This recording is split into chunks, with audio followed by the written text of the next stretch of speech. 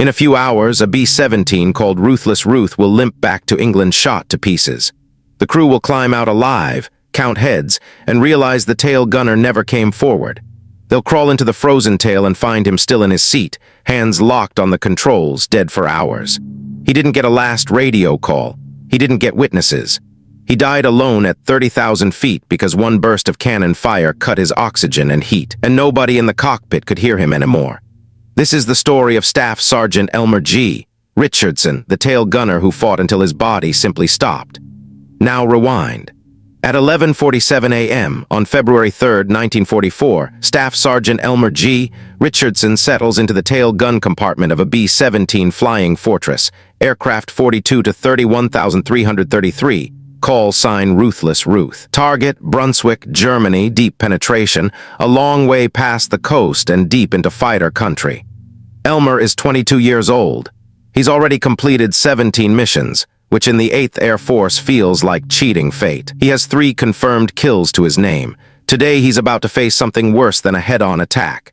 Elmer grew up in Topeka, Kansas, a garage mechanic before the war. He enlisted 3 days after Pearl Harbor.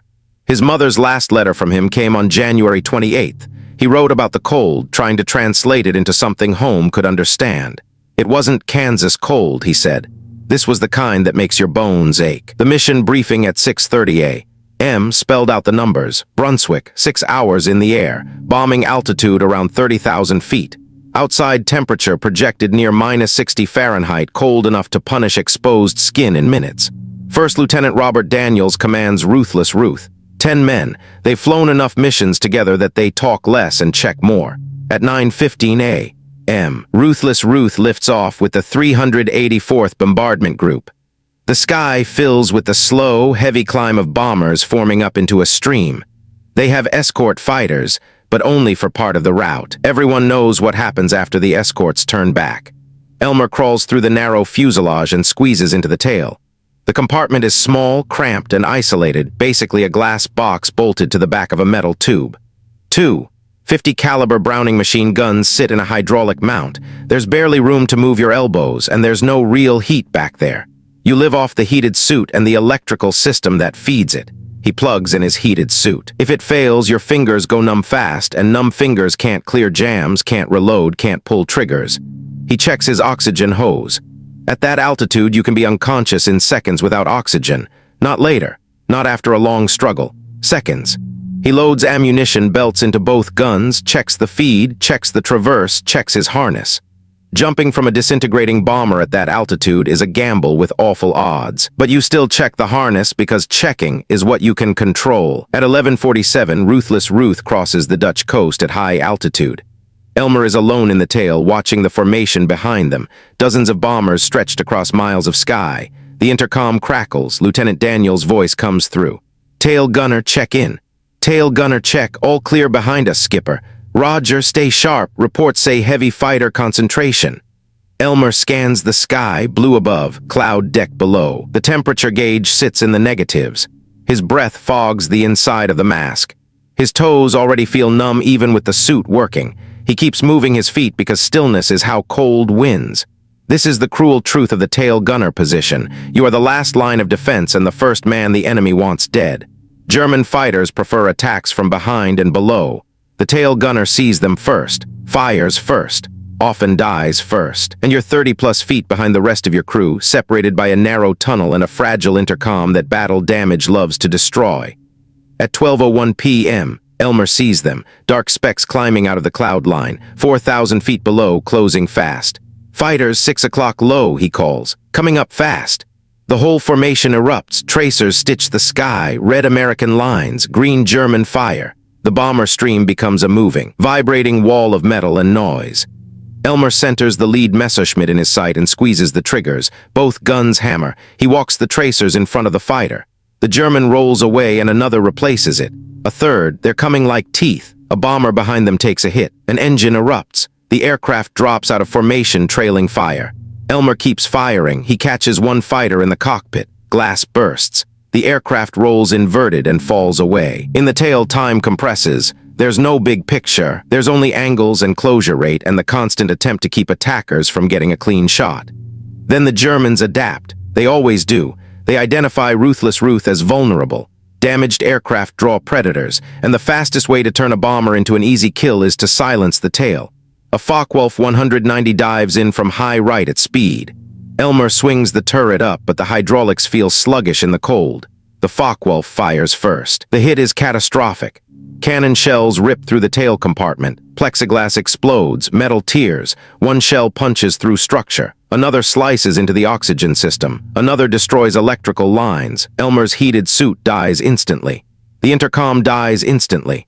The hydraulic turret dies instantly, and his oxygen feed is severed. Now he's breathing thin air at 30,000 feet. The kind of air that looks normal and kills fast. He reaches for his emergency oxygen bottle. A small cylinder clipped to his chest. He gets it open, presses the mask tight, and drags in a breath of pure oxygen. It works, but it's a small bottle, minutes of life, not a solution. He tries to warn the crew, but the intercom is dead. Even if he screamed, nobody up front would hear it through the roar of engines and gunfire. The temperature in the tail drops immediately. Without the suit, he's exposed to the full outside cold. He's still in a glass box. Wind snakes through shattered seams. Cold finds every gap.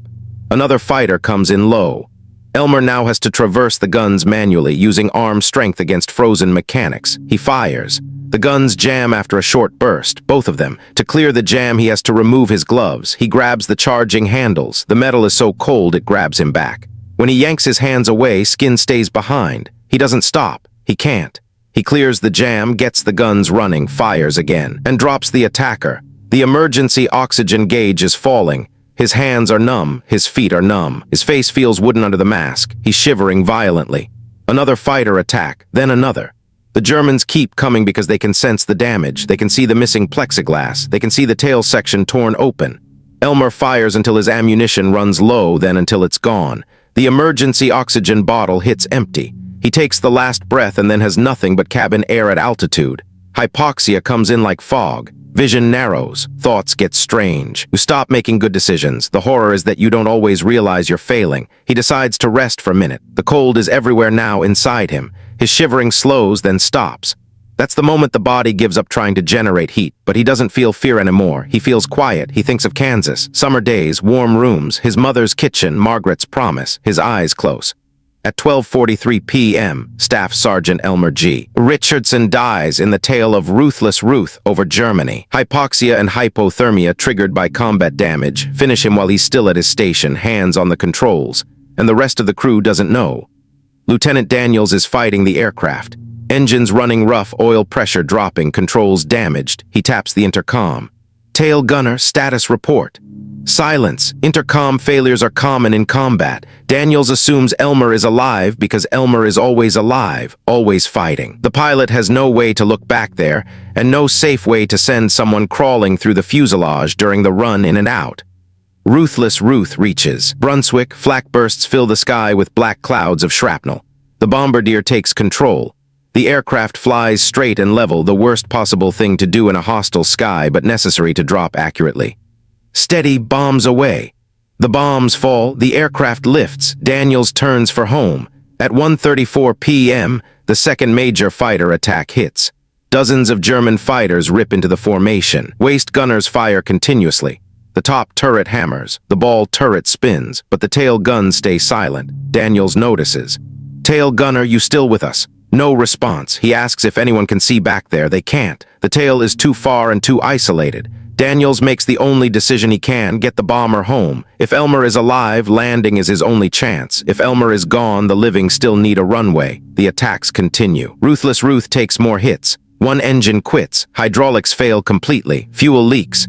Radio dies. Men are wounded. At the border, escort fighters return and the Luftwaffe breaks off. They limp toward England. At 3:42 p.m., Ruthless Ruth crosses the coast, damaged but flying. Daniels sets up his approach carefully. Landing is hard, bounces, then holds. They roll to a stop. Everybody out, Daniels orders. Quick. 9 men climb out onto the runway and start counting. 9. Daniels looks up at the aircraft. Where's Richardson? 2 crewmen climb back inside and crawl toward the tail. They find him slumped in his seat, facing aft, hands still positioned on the controls. One of them says his name softly. No response. He touches Elmer's shoulder. The body is frozen rigid. Ice crystals coat the jacket, hands locked to metal. He backs out, face white. "He's dead," he says. "He's frozen." The base medical officer confirms it, likely died early, oxygen severed, heat gone. There was no way to survive long in that compartment without systems. The crew stands in silence with a truth that doesn't fit into victory or failure. They completed the mission. They came home, and they carried a dead friend in the tail for hours without knowing. Then comes the practical problem no one wants to name. Elmer is frozen in position. The tail tunnel is narrow. You can't bend him. You can't pull him through. The base commander makes the call. They must warm the compartment enough to move him. Portable heaters blow warm air into the tail section. The crew waits outside, smoking, not talking, staring at nothing. After hours, the body thaws enough to be extracted carefully. They place him on a stretcher and take him to the base morgue. That night, Lieutenant Daniels writes the hardest letter of his life to Elmer's mother. He tells her the truth that matters. Your son died at his post defending his crew. He does not describe the frozen hours, the discovery, the thawing. Those details only widen grief. The official report will be clean: hypoxia and hypothermia sustained in combat operations. Time of death estimated at 12:43. Location: tail compartment over Brunswick at 30,000 feet. Elmer's body returns to Kansas. Military honors, flag, rifle salute, taps. His mother receives the folded flag. His father keeps Elmer's photograph in the living room for the rest of his life. Ruthless Ruth is repaired and flies again because war does not respect memories. New plexiglass, new oxygen lines, new electrical work. The tail compartment looks normal again, but everyone who knows can still see the invisible shape of what happened there. Elmer Richardson's story survives because it compresses the entire air war into one image. A young man alone in a glass compartment at -60, hit by cannon fire, losing heat and oxygen, still fighting until the body stops. No dramatic last words, no witness, just duty. That is the kind of heroism most people never picture. The quiet kind, the kind that happens when nobody's watching, the kind that still counts.